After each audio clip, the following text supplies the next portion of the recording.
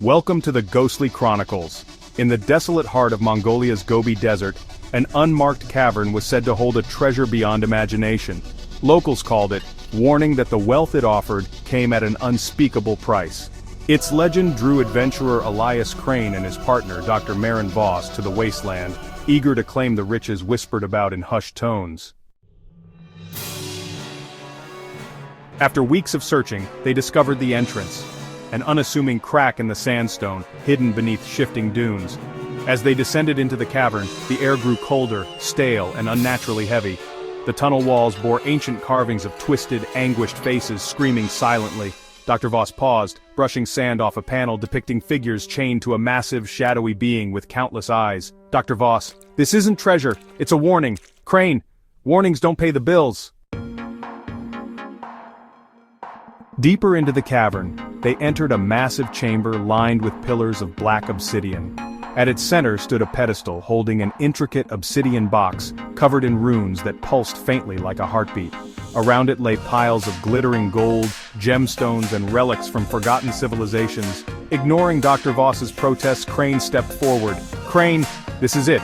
The moment he touched it, the runes flared red and the chamber trembled. The gold and jewels melted into pools of black sludge, and the air was filled with ear-piercing wails. From the shadows between the pillars, humanoid figures emerged, their faces grotesquely stretched into expressions of eternal agony. Their movements were jerky, their eyes blank, but their screams were deafening. Dr. Voss, run! The figures pursued them relentlessly, their wails growing louder with every step. As they raced back toward the entrance, the walls seemed to close in, the anguished carvings coming to life, their mouths gnashing and their hands reaching out. Crane stumbled, clutching the obsidian box tightly. Crane, I can't leave it, Dr. Voss, it's cursed! Leave it or we're dead! He hesitated, but the figures were closing in, their claw-like hands inches from his back. With a roar of defiance, he threw the box into the dark abyss below the pedestal. The wailing stopped instantly. The figures froze, their blank eyes staring at nothing before crumbling into ash. The cavern grew silent, the oppressive atmosphere lifting slightly.